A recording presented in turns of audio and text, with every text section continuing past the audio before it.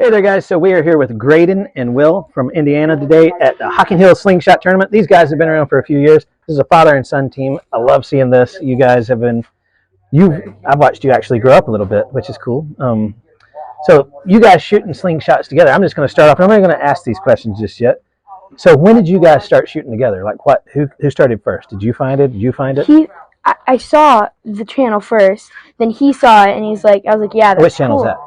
Zach's channel. Okay, yep. And then we just started discovering all the different channels, and he really wrote me into it. But once I went to my first slingshot tournament in Alabama. Alabama, okay. Yeah, and then it really just got me onto it. Nice. So, yeah. And how long ago was that? A year. Less than a year. Yeah, less than a year. Was it less than a year? Mm-hmm. Oh, wow. It has been. You guys have been to almost every tournament then. Everyone we can get to, yep. Yeah, right on.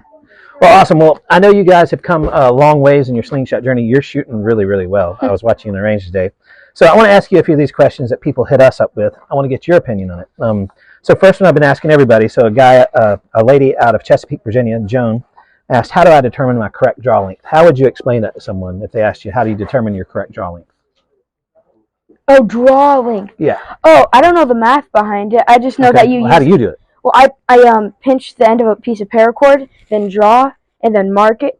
Yep. And then draw, and then and I move the mark if I need to, and keep doing that until I measure the length and do the math and stuff. Okay, so you determine your actual draw length by using the piece of paracord. Yeah. Then you measure that, then apply your formula. Great. All right, well, that's how most folks do it, so thank you for answering that. Let's see, I had one in here. You said something you had busted your thumb before. Where's the question here? Yeah, so this one's a long one. You probably already heard it, but Aaron from New River, Arizona says, I've got three kids, I've got 3 kids, 6, 9, and 10, and we all have Scout LTs.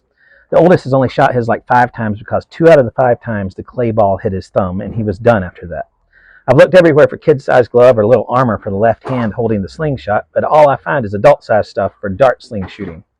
I know he'll eventually get his technique worked out, but for now he needs the confidence of knowing he's not going to destroy his thumb again while he works things out, and I don't blame him. I hit my thumb once while practicing this at first, and it hurt for like a week, and I think I still have a bit of hard knob from where it hit.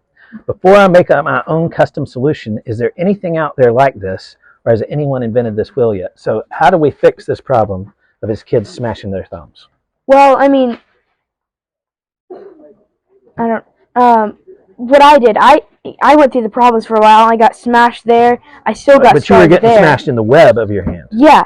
And then on this forefinger. What it probably is he's tweaking his release. Or what my problem is I went up to a pole in our barn, and then I held the slingshot to it to make sure my wrist was straight. Yep. And then I do that before each shot, and then to get used to it. So. Okay. So he may be canting his fork, maybe. Or we think forward possibly to get a thumb hit. Yeah. All right. So they recommended here maybe you find yourself a vertical pole to find out if you're actually parallel to your target. Great information. And then have you ever actually hit your thumb, or has it always been in the web of your hand? I don't think I've ever hit my thumb. I might have maybe once, but it's mostly just been my pointer and the web of my hand. And that was probably just a bad release. Yeah. All right, so we're thinking maybe thumbs are really canting the fork too far forward. Probably. Okay. I had a thought as so well. that's hit us with it. He might change up his slingshot or research multiple grips. He could do a hammer grip that would remove his thumb from the shooting area. And we don't know what grip he's actually using. He might be using that Milbro style grip and putting his thumb right in the middle in the death zone. So. All right, let's see if we can. Oh, here's one because you guys shoot a lot. So you've experienced band failure on multiple occasions. About 3 times this weekend. Yeah, exactly. So people that are just getting into the sport though think that bands are going to last forever. No. And they're always surprised when they don't. So so Richard Johnston from Walla Walla, Washington asks, I'm experiencing premature band cuts close to the pouch. Any advice would be appreciated. What do you got there? Band cuts close to the pouch. Is that normal?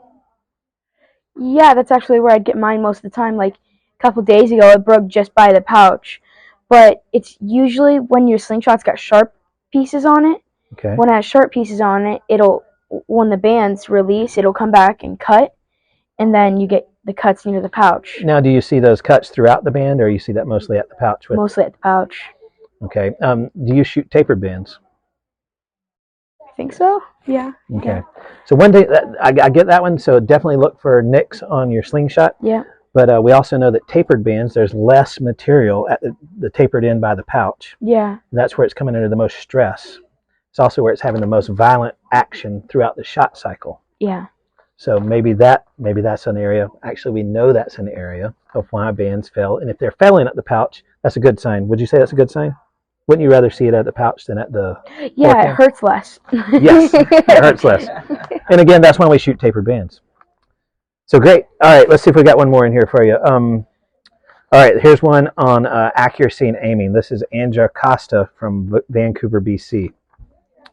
What is the best and most effective way to fine-tune your aim when the target is low on the ground instead of eye level? Also when distance increases. This is going to be like a math problem in your head, so hold on here. I'm lowering my anchor point of my hand holding the pouch to adjust to distances over 10 meters. And I also adjust my anchor point height based on the target being on the ground instead of eye level. My target grouping is tight, but I'm having issues fine-tuning these body positions based on my height and distance. Please try to elaborate as best you can in how to have the ideal body position if you believe your release is perfect. Left and right, top and bottom misses. That's a lot to unpack. What do you got from that one? For far shots, most people aim on their fork. Okay. What I do is I aim for something above it. Drop it in. Yeah. Okay, so you XY axis, you're aiming on your X axis, your vertical axis, off your fork tips. All right, I'm trying to get my head around. How did you interpret from this one? I don't think that you can repeatably, accurately move your anchor point. I think if you're moving your anchor point, it's not going to be repeatable.